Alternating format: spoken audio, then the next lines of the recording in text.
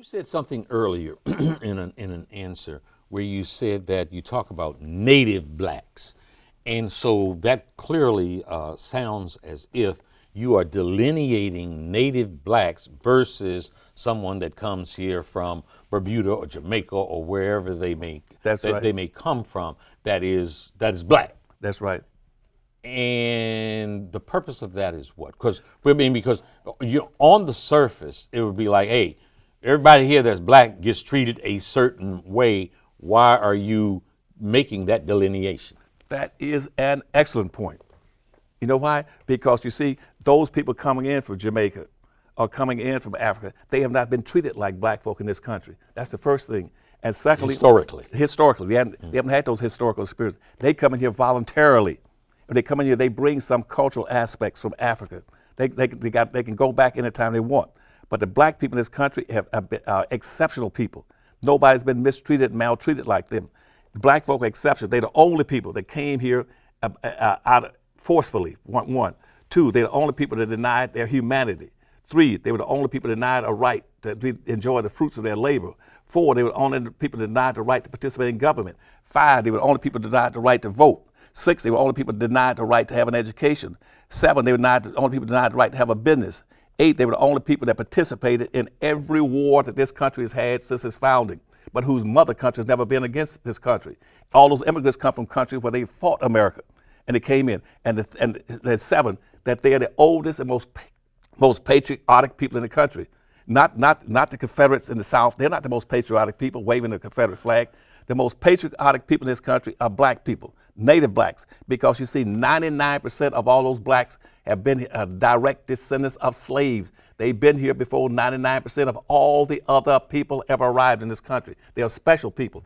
And because they are special people, they need to be recognized, appreciated, and reparated for what they've done in this country and building this country. They're the ones that built the bridges, the roads, cut the timber, the trees, cleared the land, raised the tobacco, cotton, indigo. They're the people that fought to raise in every war to protect this country. The people coming from Africa or coming from Jamaica didn't. They came here voluntarily. And the most important point on this is if you lump them with black folk, then you give the dominant white society a justification to say we don't owe black folk anything. Mm-hmm. Because you see, the blackness black people's blackness is more than just color. It is their heritage, it's their history, it's their code of conduct, and more importantly, it is their badge of honor, and it symbolizes the indebtedness that this country has to them. This country does not have an indebtedness to people coming from Africa. Mm-hmm. They don't have an indebtedness to people coming in from the Bahamas. Mm-hmm. If you lump black folk in there, you deprive black folk of the benefit, the debt that's owed them. Don't do that. The first thing you have to understand before you can do some serious stuff in this country and in this city, understand what racism is. Racism is not what you've been hearing all these years. About racism is whether or not you like somebody, whether or not you can get along with them, whether or not you're prejudiced, bigoted, or biased. That has nothing in the world to do with racism. Please stop your friends from getting in your ear talking about racism because you don't like somebody, or because he said something to you individually, or because he fired this black person. That is not racism. Racism is a group concept. Racism does not exist unless you're dealing on a group-to-group basis. You cannot have racism on a group to an individual basis. It doesn't exist.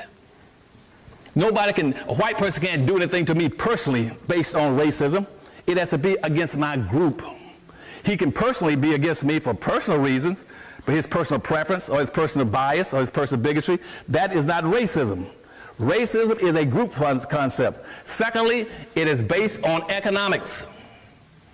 It's economics, it had nothing to do with social. Racism never existed on this earth until the early 1500s, about 1503.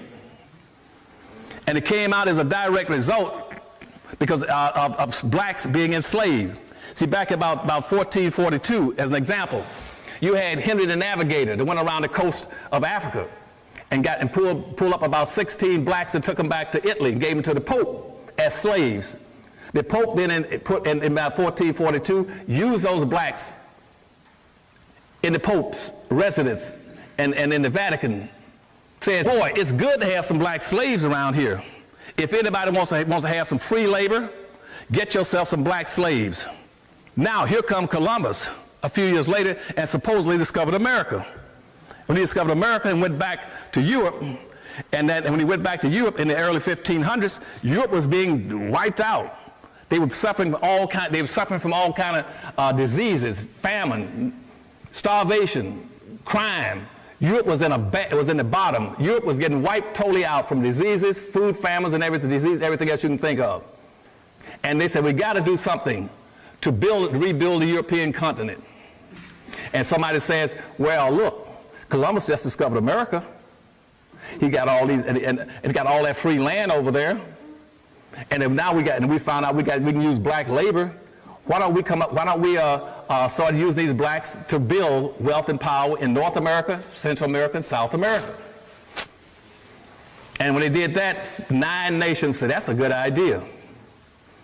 And now when they said that, all of them got into a contest, a race, to try to get to America, to develop it for wealth. They got into a contest. The nations started competing for wealth. And that's where the racism came from. Racism, then, these nations were trying to pick up different parts of the Americas and use black labor to really be able to build wealth and power for their home nations. That is racism. And it was based on economics. It started about 1503. Now, I want you to understand what racism is. It is a competitive relationship between groups of people that are competing for the ownership and control of resources, wealth, and power. That is racism. Again, make sure you understand it.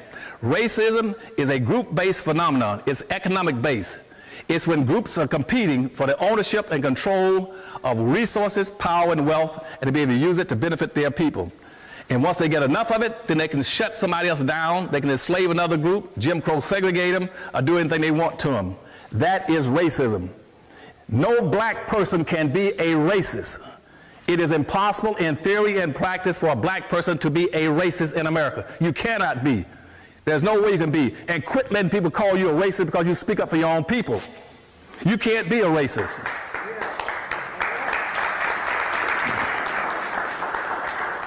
Where do you have enough power and wealth and resources to tell white folk who they can marry, where they can live, and what businesses they can own and control?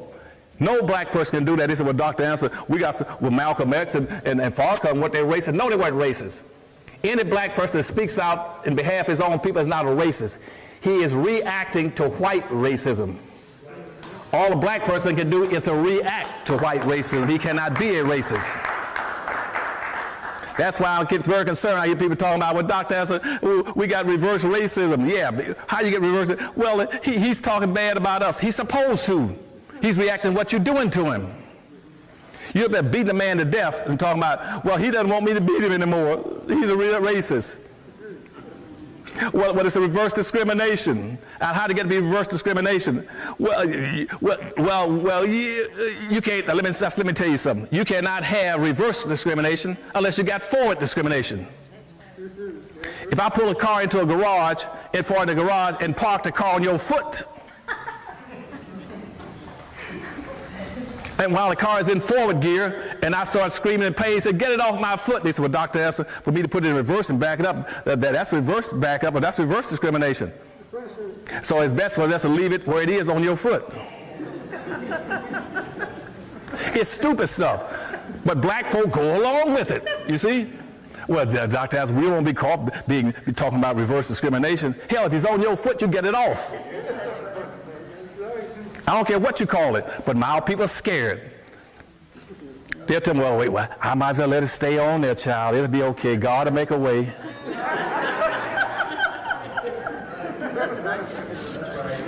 Y'all understand what I'm saying? And so, and they're scared to stand up and say no. And so what they've done now is set up a social construct and lock you into being 3/5 of a human being and being property. Now, and guess what? Then they wrote the Constitution. No black leaders make this point. We got 2 constitutions in the United States. We got the first one that was written and codified in 1789, and we got another one in the 1860s. The first Constitution was an affirmative action plan. It is an affirmative action plan for whites. You hear white folk always talking about they're against affirmative action plans. They're only against affirmative action plan for you. Why? You see, because I wrote the other affirmative action plan, I wrote it in 1970 when I was overseeing the education system for Florida. I did not write an affirmative action plan for everybody. I wrote that plan for black people. I did not write that plan for minorities and poor folk and people of color, midgets, humpback, lesbians. I wrote it for black folk. Why? Because, see, affirmative action was supposed to be corrective action, correcting something that the system and that the government has done consciously, historically, and continuously against a very specific group of people. That's what affirmative action is. Then why in the world do you all keep letting people put you in a bag called minority? No government hasn't done anything in the minorities. Why are you letting them put in there, comparing you and equating you to gays? And well, now they're getting all the benefits, and Hispanics weren't even in the country. Now, when you go to the affirmative action plan, guess what? I got Eskimos in the affirmative action plan. When did Eskimos pick cotton? They had nothing in the world to do with affirmative action. The government hadn't done anything to them. And you go into an affirmative action program, the affirmative action program has been totally corrupted.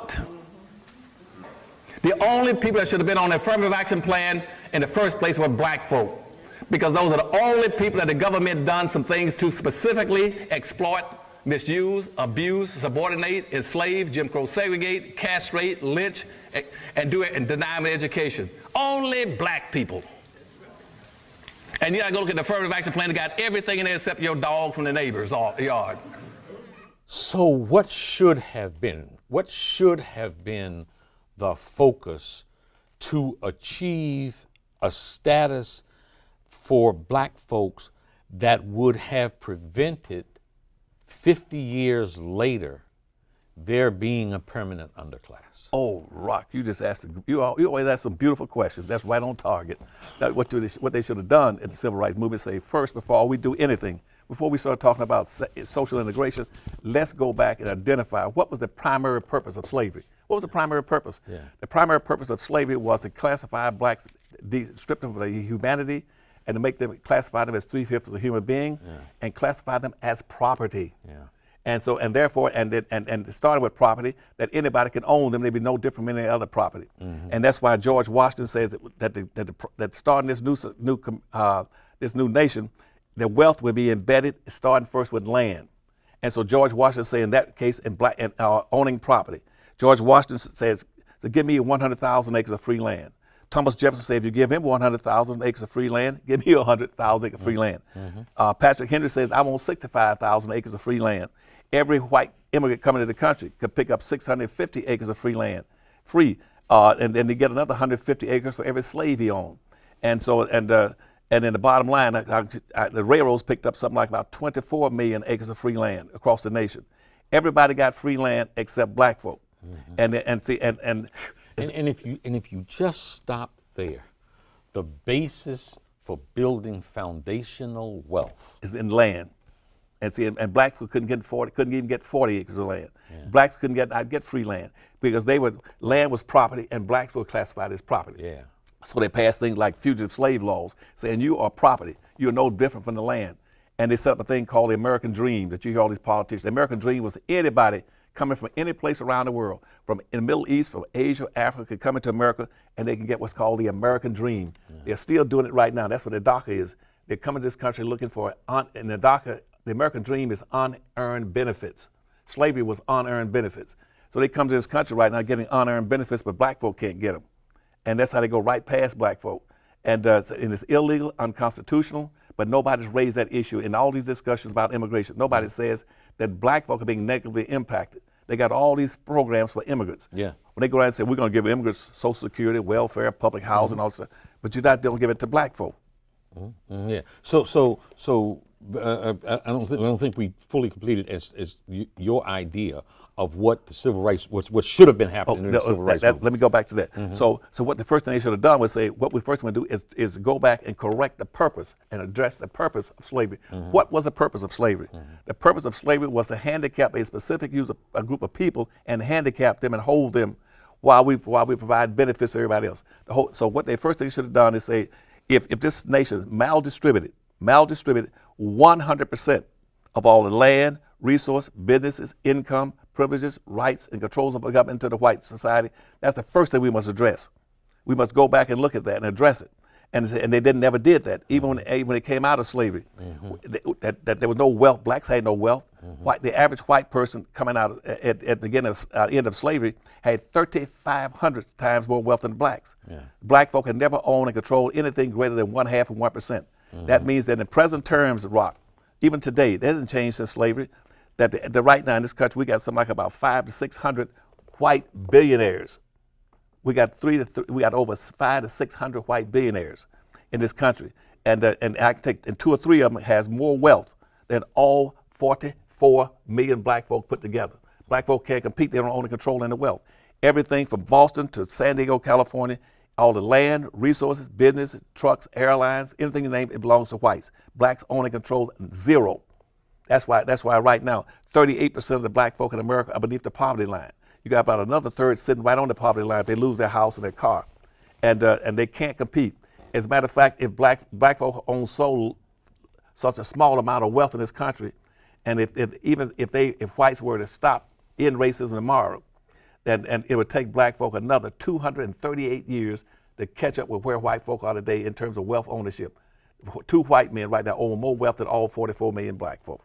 How can you compete in a society where you own and control nothing? And the only thing they're giving you is things that are non-inheritable, and it's like a real life monopoly game. If you don't own and control the land going around the board, you can't own the water company or the railroads. You own nothing. You're going to either go bankrupt or you're going to jail.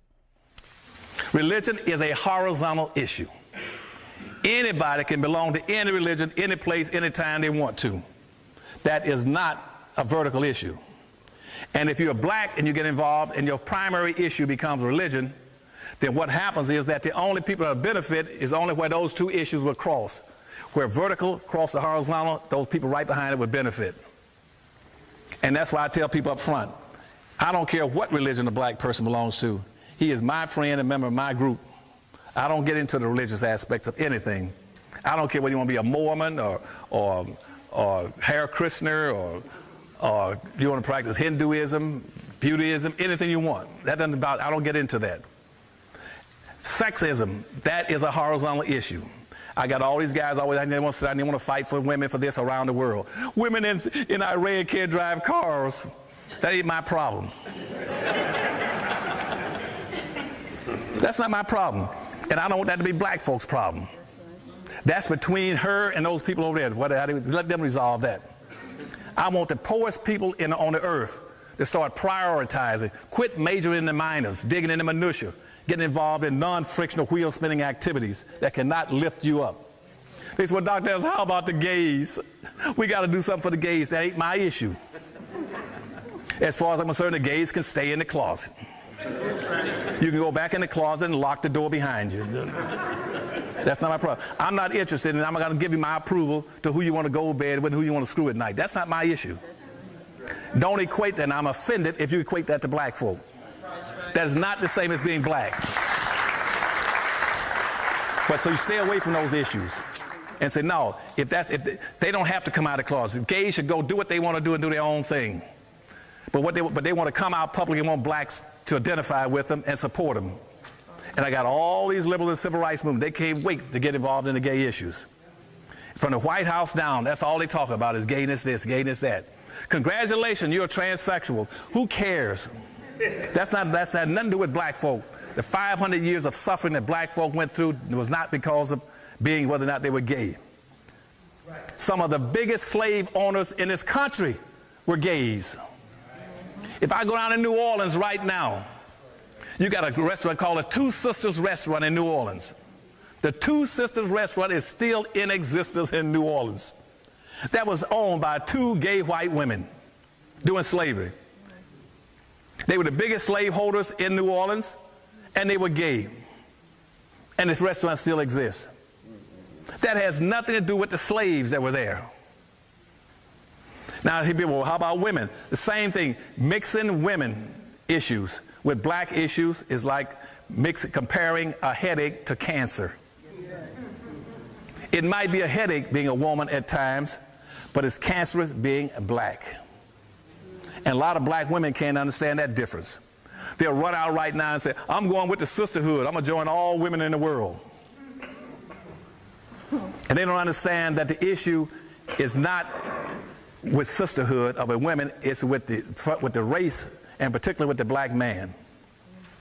Racism started out with the black man, not with the black woman. Nobody wanted any black women in America as slaves. Get that through your heads. They didn't need any black women. Black women was too weak and they couldn't do the work. They just started importing black women into the United States as slaves until the late 1700s. You know why? When they found out by the early during the course of the 1800s that they were going to that they had 20 years in the Constitution from 1789 all the way up to about 1807 that slavery, importing slaves would end. You remember that? You could not bring in blacks from out of the country. So all of a sudden whites said, okay, I tell you what, let's do. Since we can't bring in any more slaves in because the Constitution said they had 25 years from 1709 to bring in slaves because it would end in 1807, let's start breeding our own slaves. And let's take women now and use them as breeders so we can get free slaves off of women. And that's where the whole issue turned to women. But basically they wanted a black man as strong and big and burly as they can get him and work him to death before he was 35 to 40 years of age. They want to work him to death until he died. Because they had no interest in taking care of him, giving him Social Security and medical benefits. And so stay away from that issue. The next issue is capitalism. Now when racism started in the 1500s and they started practicing racism, guess what happened? Capitalism started. Up to that time, the whole way of making money was mercantilism. And all of a sudden they started getting these slaves who can generate all this wealth. By wealth, they figured they paid it's typically about $40 at most for a slave in this country. And I'm sorry, no, they paid about $25 for a slave off the coast of Africa. They spent about $40 to work him for a whole year. That's the maximum amount of money was spent on a slave. That's for his welfare. But they expect that slave to bring in about a 1,500% return for owning him. And so they're going to work him to death. And so they started things saying, so capitalism started. Now what is capitalism?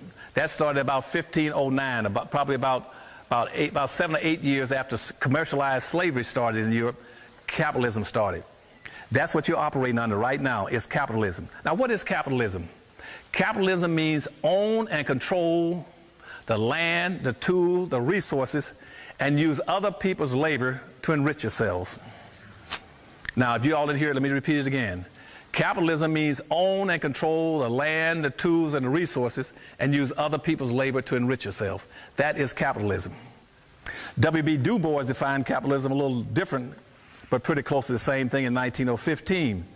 W.B. Du Bois says that capitalism is like having 3 to 4 ears of corn.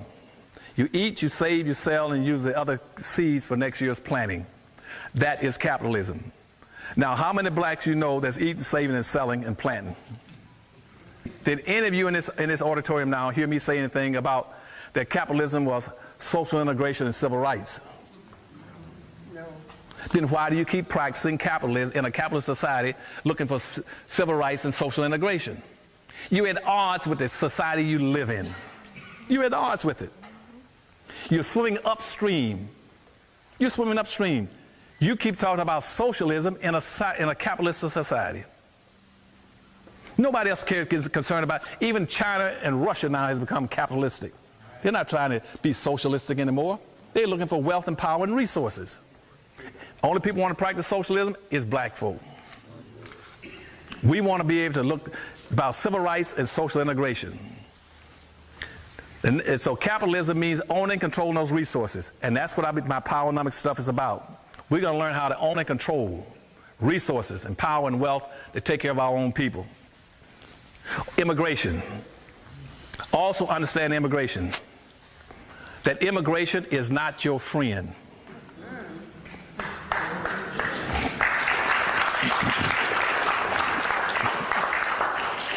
In 1791, in the first immigration law and naturalization law, it stipulated that this is an immigrant nation. and there can be no black immigrants. That only Europeans can come here to be a white nation. That is, and the black people then are the only people in America that are non-immigrants. I'm telling you this so now when you start watching these politicians, they keep talking about what they're doing for immigrants. Immigrants are coming to this country to replace you, to supplant you, to get over you. They're not coming here to be your friend.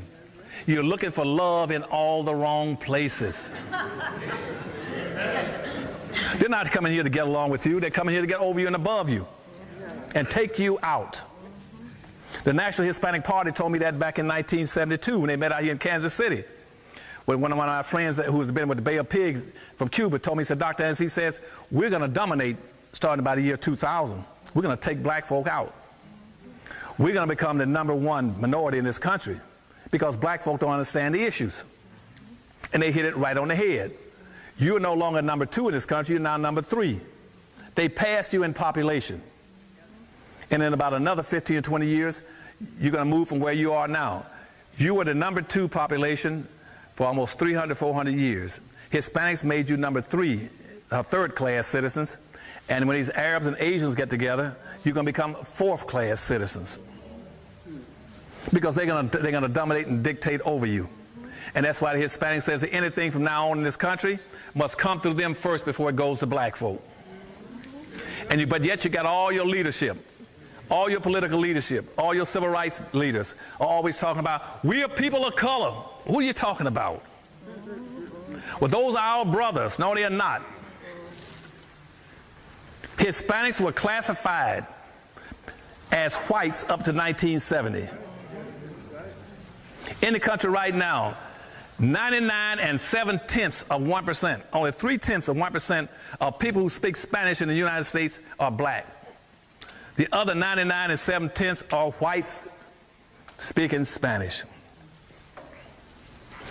Right now, Hispanic is nothing but a white person speaking Spanish. And they're coming here getting benefits over you that should have been going to you. In this city, all these benefits they're getting for running for office, all these programs and everything, all this help that should have been going to blacks in the city of Los Angeles are going to them.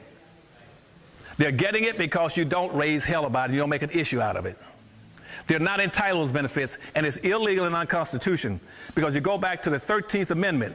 It says very specifically that black folks must be treated in all manners similar to the way white folk are treated or the white man is treated. Now, you're not being treated as whites. You're being treated when they come in and dominate over you. The slaughterhouse case in 1872 said the same thing. When whites down in Louisiana tried to use the 14th Amendment. And the court says that whites cannot use the 14th Amendment.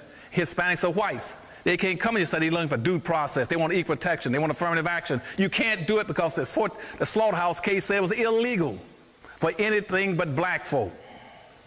It's illegal. I don't see any blacks raising Cain about it. If you're going to march and demonstrate, that's what you should be raising Cain about. How is it all the things that were set aside for you is going to everybody else? You're sitting there sleeping. And the immigrants are coming in this country to take you over. That's why in all the progress the blacks got from the civil rights movement in the 1960s. Let me give you a better example there. Let's go back to the 1950s. In 1950, a black man with a black man with a college education could not earn as much, or he only could earn 50% of what a white high school dropout could earn. That's in 1950. By 1955, the income of a black person moved up 10% during the black civil rights movement. You moved up from 55% to 65%. By 1965, black people had picked up 10 points, from 55% to 65%. Then by 1970, when the Hispanics got classified as minorities and started getting into the affirmative action program, along with the Asians and the Eskimos and Filipinos and Samoans and American Indians and everybody, Koreans and Chinese and Japanese, everybody, guess what happened? Black folks slid back. You're back now to where you were in 1950 in the income ratio. You went backwards. They took it from you. They're going to take over all the jobs, the management jobs. They got special pressure programs in Washington where black folk demonstrated and raised Cain up until the 1960s just to get federal jobs. Now, guess what? The federal government going out soliciting, bringing in Hispanics and giving them equal job opportunities. All the things that you fought for to get, they get it free. Now, what we're going to do now is to understand this concept. Then we're going into powernomics. Powernomics says we're now going to go for something that Anderson is pushing us towards. Powernomics. To power up for powernomics. Now, here's the way the system works. You build your communities, black business communities, and the first thing you always focus on in your communities is economics. So you talk about the Constitution a little Right. bit. You talk a little bit about the dark side. Right. Give us a little bit of that, and then we want to come back and talk about solutions. Okay, good. And see, the dark side, the Constitution was written to be the first affirmative action plan in the entire United States. But nobody understands that. It's an affirmative action plan for whites, okay? And what they're saying is that these people, and we're going to make sure these people are locked in box. And we're going to build this Constitution based on two things. We're going to use a whole body of people to enrich us, to bring comfort to us. And at the same time, we're going to talk about everybody having equal opportunity, being the land of freedom. But we're going to shut these people down. They're not going to have any freedom. Yeah. And so before they drew the Constitution up in 17. Hold it, because there's just something there that it's just like boom, Okay. And because that's like to use the language of Don King, the boxing promoter. That's the original trickeration. That's right. That's the original trick. That's it. And the Constitution is based upon all these decisions, but it was based on trickery. Because what they did, they set it up so they met. It's in Philadelphia in 1789. They met there and said, "Here's what we're going to do. We're going to start writing this Constitution, and what we're going to do. But how do we justify bringing in all these people here looking for free land and free Indian land and free black labor to get honor and benefits? At the same time, we're going to talk about that all people have a right to life, liberty, and pursuit." And they said initially it said property. Yeah. But Thomas Jefferson said we can't say property. Let's go back into the Constitution and rewrite it and say happiness. Yeah. See, because so they saw bamboo and said nobody's coming across the coming around the world just to look for happiness in America. They were coming to look for free honor and benefits. Yeah. So what they said, well, here's the trick we're going to do. We're going to write this document. They spent a whole week with the doors locked and the shutters drawn. Say, how do we write a Constitution that's going to lock blacks in and nobody to recognize it? So what they said, here's what we do in the Constitution. Let's use coded language. They said that one coded language for whites and a coded language to talk about black folk. And so in the Constitution, we talk about all people. They're talking about whites. We say citizens. They're talking about whites. When they say, so they use those kind of language and the people. When they say the people, they're talking about whites. Blacks were property. So when the Constitution says the people, all the people, they're talking about whites. Blacks are property and they're classified as equal to an animal. So when you talk about in the Constitution, look at it and you read it, it says, when you talk about black folk, it says those who are in bondage, those who are indebted, those who have specific property, that specific group of people, those who at unhappily lot. They're talking about black folks. They use it, and they say always use coded language. And bring it up to date right quick so I can get off this point. I know the time is running out. See, Ronald Reagan told the country the same thing when he came into office in '82. See, when I left the White House with President Carter, with his administration, when Reagan came in, one of the first things he did, he called Haldeman into the office and said, when you start talking about black issues in America, make sure you use coded language. He said, never say anything specifically, solely, directly against black.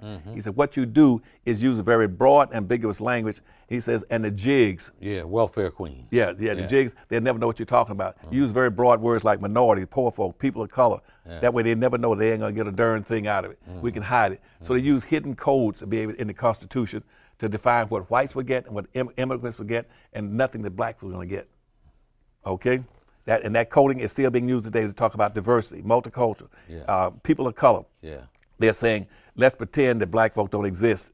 And no public policy is going to say specifically for black folk, nothing going to address them. And that's what not one president in the United States, including Obama, has ever done anything specifically and solely to address the needs of black folk. Not one politician. As soon as a politician gets in office, even if he's black, first thing you say is that I got to represent all the people. I got to represent everybody. I can't do anything for black folk, but I can do things for Jews, Arabs, Asians, Hispanics, midgets, handicapped, transgenders, anything, but I can never do anything for black folk. So what that does, it freezes black folk in the lowest level of a real life monopoly game.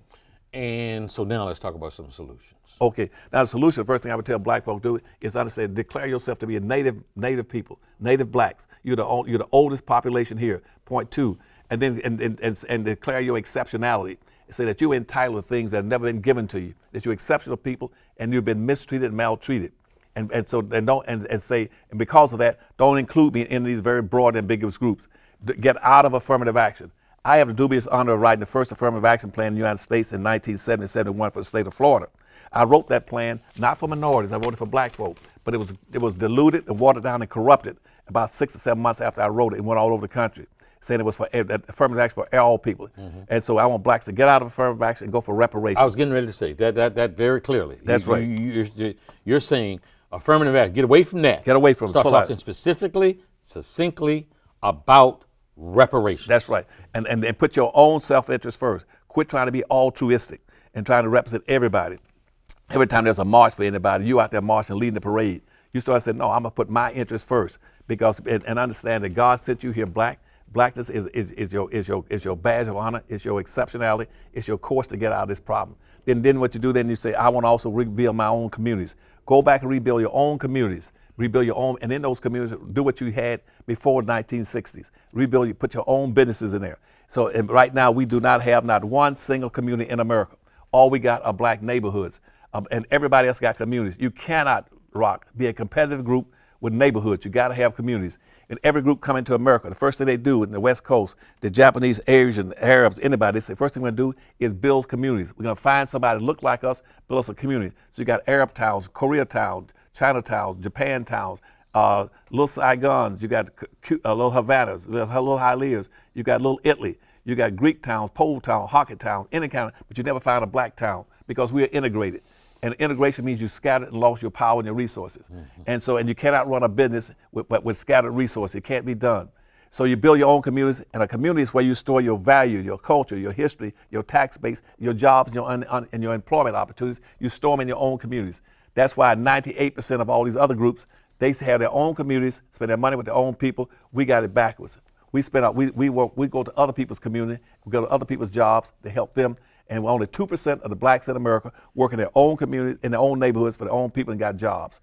And so you got to build these communities, then you start practicing group economics and group politics. You pull out all the parties, build your own black independent parties, move away from the Republican Party, pull out the Democratic Party, because neither one of them have your interests at heart, and create your own parties, but don't run any candidates. So we will vote for any candidate in the National Black Independent Party who will promise the most and deliver resources to black folk to correct this structural inequity we're into. And I go through politics, show you how to play the politics. Keep your money with your own people, hire your own people, practice group economics from the bottom to the top. They know they're going to get your dollar because they know you don't have any businesses to buy from. You don't have any alternative places to go get your gasoline, like in Detroit, Michigan, when the Arabs took over 144 out of 146 gas stations.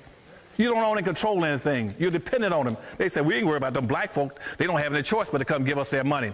We'll kick their butts and they still got to give us their money. And the same thing is true with politics. The Republican Party don't need you. They know they got you locked in box. They know you're going to belong to the Democratic Party. Democratic Party said, we got you locked in box. We don't need you either.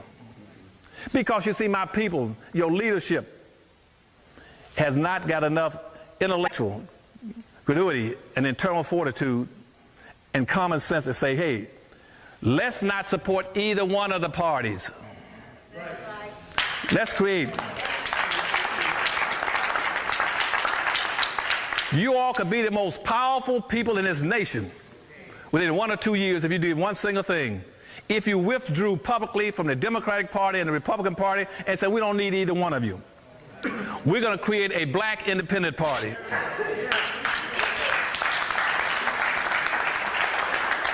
And in that black independent party, we're going to trick you all because we're not going to run any candidates. I wouldn't run any candidates. I would create me a black independent party. I wouldn't run not one candidate. But I would say this. We're going to vote as a block. We're going to get 43 million black votes. And we will deliver that 43 million black votes to whoever promises most and delivers the most to black folk. Yeah. We don't care what political party you belong to. You can be, and we don't care whether you're a black person, a white candidate, a pink candidate, a yellow candidate, or just an outright Sambo. We don't care. We will vote for anybody who would deliver and promise the most to black folk. That's the way you play politics. And I guarantee you, from all my years in running campaigns, every politician would knock down anything to get to your door. He said, you know what? If I deliver something to black folk, I can pick up 43 million black votes. Hell, I don't need a lot of people. I don't need it. I'll be there. Even though Hispanics have bypassed you in population, they might have about 43 or 45 million Hispanics in the United States, their turnout rate is only in the 20%. You still got them beat. Hispanics might have picked up the population, but they don't have the voting capacity yet. You can deliver and become the most powerful people in this country if you started voting as an independent bloc. It said we move as a group. We move as a fist rather than fingers. And we'll stay together, and we'll take care of each other, we'll buy from each other, we'll support each other, and we'll look after each other, and we'll make our dollars bounce in our community on that first floor. We'll make it circulate 8 to 12 times before it leaves black hands. Hispanic money in America bounces 6 to 7 times in the Hispanic community all over LA. White money bounces 8 to 12 times. Asian and Arab money bounces 13 to 14 times. Jewish money bounces 18 times. Right now, black money doesn't bounce once because you're committing social economic suicide. You can be the most powerful people if you learn how to organize and play as a team. Now, doing that, now the last floor, then the other part. Last floor is the 5th floor. The 5th floor is education. Don't keep going around telling black folk that our future rests in education. It is not. Education is about as useless as the black vote. It's about as useless and as wasted as a black vote if you don't have what? An economy. You can educate these black kids, they have no place to go and use it. Education is a tool, just like a hammer and a saw. I got all kind of black kids graduating from school every year with all kind of degrees. Master's degrees in this, master's degrees in that, and they can't master a damn thing because they ain't no place to go. Whites don't need them in their business and don't want them. So you're educating your kids to get an education and leave your community, go to somebody else's community, look for somebody else's business, work in somebody else's job, producing the wealth, power, resources. What's the difference between that and a slave? You're still in the same spot. You should be saying, go off and get an education and come back home to our community and build things for us.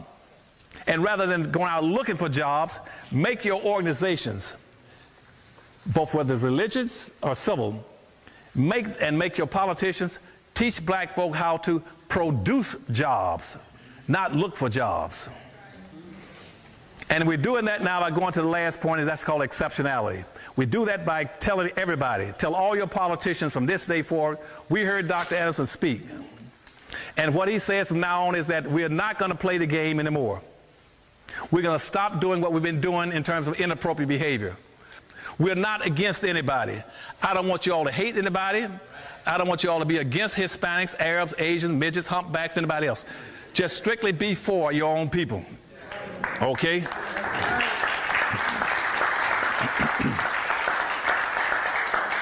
Racism is a team sport. You either play as a team or you lose by default. And whether you like it or not, God has arbitrarily assigned each and every one of you to a skin color team. That's right. God sent you here black. Your mom and daddy brought you here black. You better learn how to play as a black team or you're going to go down. And so I want you to learn how to play a team. And so what I want you to do is now is focus on this. I keep hearing the President of the United States talk about exceptionality. In the last month, he's talking about, we are an exceptional nation. We are this. We are an exceptional people. Blah, blah, blah. I heard right now, the Gallup poll reports that 8 out of 10 people in the United States believes firmly that the United States is an exceptional nation. Most of the nations in the world, out of over 180 of them, believes that the United States is an exceptional nation. Now, what do they mean by exceptional and exceptionality? They're saying this, that because the United States has a certain kind of principles and values and precepts in it, that makes them different, and that they're entitled to certain treatment, certain respect, certain accords, and certain dignities because of what our principles are, what we call democracy, because our principles in immigration, because our principles in immigrants coming into the country, because our principle in human values. Therefore, the United States will be a special nation. They're entitled to privileges. That's why they run all over the world trying to be a superpower nation, getting involved in everybody's business around the world, going to every country and trying to set values about what they should do and what they should not do, saying that we as Americans are the exceptional nation on earth. We are the special nation. Therefore, we're entitled to have certain privileges and certain rights and certain dignities that you should be proud of. Now, the president and all the politicians saying that, I want you all to do this. You have to understand that you are a nation within a nation. You are an exception within an exception. Black people in America are an exceptional people. And all these years that I can count in doing research, black folk have been running away from their exceptionality now for 500 years. You've been doing what is downright stupid in terms of behavior. We've been doing stupid stuff, running away from our exceptionalism. We are exceptional people. There are no people on earth. There are no people on earth like black folks. That's right. You are totally different from everybody. Totally different. Quit trying to be like everybody else. Quit going around claiming things that don't make any sense. But what we want is to be loved and accepted by the other groups. No, they should be trying to be loved and accepted by you. That's right. You're doing it in reverse. Understand again about that you live in a competitive society about race. And to my people talk, well, it's a race against me. Quit looking for equality. If it's a race-based society, you cannot get equal opportunity. Nobody with more than a third grade education would be looking for equality in a race-based society. That's right. It makes no sense. Why would you be out looking for equal opportunity in a race-based society?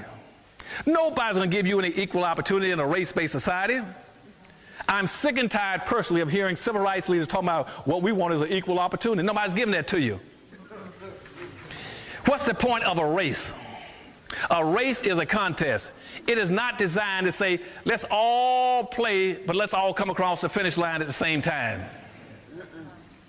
A point of a race is to separate what? Winners from losers.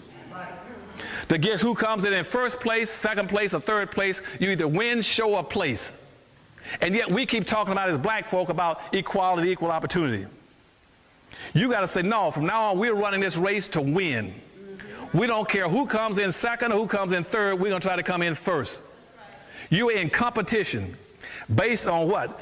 On things that you got that you can control, your exceptionality. We are exceptional people. And we are entitled to certain dignities and respects and honors.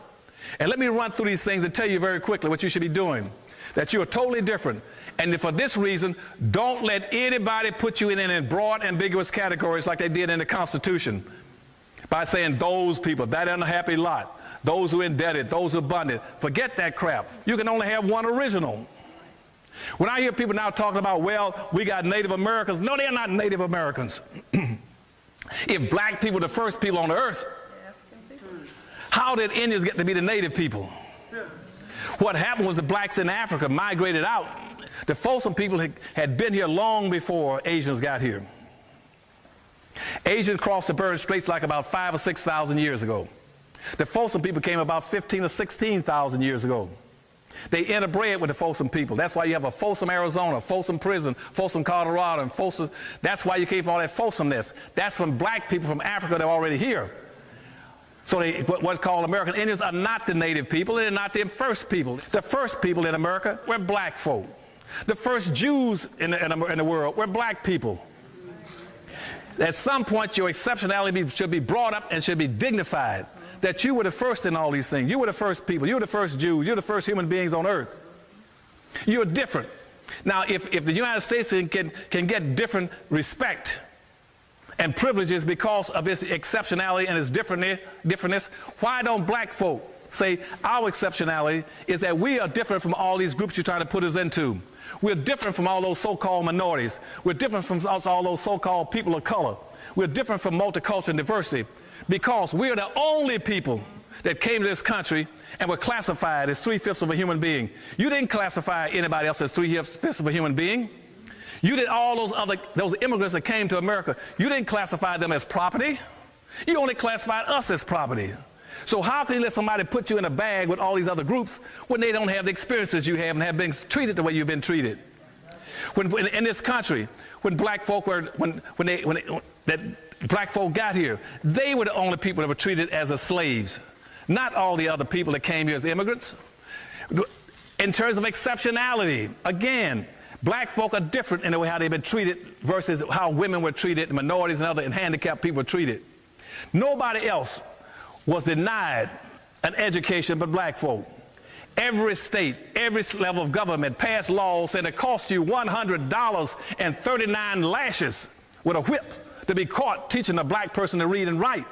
How can you sit there every day and let the politicians keep putting you in these bags about multicultural, diversity, poor people, and minorities and all this kind of stuff when they were not treated like you were treated? You were the only person that was denied an education. So when white folks started talking about how dumb black folk are, they are supposed to be dumb. If you deny people an education for almost 500 years, they say, well, they're dumb. You did a good job. You're supposed to say, no, why are you putting me in the bag with all these other groups when you treated me differently? That's my exceptionalism. I was exceptional. I should be getting some prize or some kind of dignity or privileges or rights be lifted up because of the way you treated me. Why is it when all these other people came to the country, every white person came here as an immigrant, was entitled immediately to 160 acres of free land? He could get 160 acres of free land immediately, or 620 in certain circumstances, free acres of land, when a black person couldn't get 1 acre of land. And every acre that whites got was kept in their family. And that's why you had the Oklahoma rush in the 1880s, when they opened up the Oklahoma Territory, and immigrants poured into America. And in 24-hour periods, they picked up over 2 million acres of free land in 24 hours. Immigrants picked up over 2 million acres of free land in a 24-hour period. All that land was passed on to their children. And each generation, it doubled or tripled in value and cost. That's why out west, when you go out west, all these whites out got these large farms, 50, 30,000 acres of farms and ranches. They have all this land. Blacks have nothing. It was passed on for one generation, got wealth, power behind it. How can you let them get all those privileges, and you got to say, well, we're just all minorities? You got to be stuck on something other than stupid. Just sit there and let people put you in a bag with people who've never had your experiences. You've been treated differently all through history in every respect. You were the only people denied education. How is it in this country that black folk were the only people that we had a constitution written for them, which was their second constitution? They didn't write that for whites, they wrote it for black folk. That was different. They didn't write a second constitution for gays and women and minorities. They wrote it for black folk. The 14th Amendment, the 15th Amendment, the 13th Amendment, the Civil Rights Law was written for black folk. You were different. Why do you let people keep comparing you with other groups and denying you resources? Then the Supreme Court comes back and says, we can't do anything for you black folk based on color. Yes, you're supposed to. You're supposed to lift these black folk up. You're denying them the things they're entitled to. They're entitled to some respect and dignity. You've been mistreating them all these since for 500 years and say, we're not going to do anything for them. They're no different from a Hispanic that ran across the border last night. That is criminal, is immoral, and is illegal. And I can't find any black leaders in the country that understand that, to say, no, we ain't going for it. The black folk are not going for that. You are the only people in this nation that has fought in every war for this country. You're the only people that's fought for it. The only people that's fought in every war and whose mother country has never gone to war against their country. There's nobody else in this country that can make that claim except black folk. You're the only people that fought in every war and whose mother country has never gone to war against this country. And they're direct descendants of slaves. 98%, that means that 98% of you all were here before 98% of all the other people in America ever came. You are the oldest people in the nation. Why aren't you being respected as being the oldest people in the nation? And that you're not guests. Why would you let people treat you as guests in America? Immigrants are the guests. They turn everything upside down against you. Where black folk are treated as guests in this nation, when in fact they're the only non-guest. Every white is a guest. Every Arab, every Asian, every Puerto Rican, they're a guest. And so what you should be saying is that we are not guests in America. You walk on sacred ground, paid for by the blood, sweat, and tears, the suffering and sacrificing of millions of black cotton pickers, slaves, cooks, bussers, waiters, janitors. You are entitled to some dignity and respect, and not to let people treat you as guests and say, we're the most patriotic people in this society. Lift yourself up and say, we are special people. And don't let anybody else compare you with anybody else. Black people founded the country, and then tell the entire world that you all have to use your creative imagination, whites, Asian, Arabs, and Hispanics. Use your creative imagination and imagine this. What would this country be like if black folk had not been slaves in this country? What would this country be like if black folk had had a chance to have voted from the founding of the country? What would this country be like if black folk had been allowed to participate in writing of the United States constitutions? What would this country be like if black folk had gotten all those hundreds of thousands of millions of acres of free land and passed it on from generation to generation? What would black folk be like in this country if black folk had owned it, had enough money to have all that land that was given to the railroads and to the ranchers? What would this country be like if black folk had been treated with their special exceptionality? You'll have a whole different way of looking at things in this country, because you are the backbone of the country. You're always the backbone. But because of the debris, the misleading, the sellouts, and what they call political correctness, and the political correctness is what you're under now. Political correctness that came into existence in the 1970s under the policies of benign neglect, which says kill off the black civil rights movement and the black power movement by taking the focus off of black folk and shifting it to women, minority, and immigrants. Political correctness means make black folk disappear, make them invisible, make them never be seen again. Anytime you hear anybody talking about political correctness, it means pretend that black people don't exist anymore.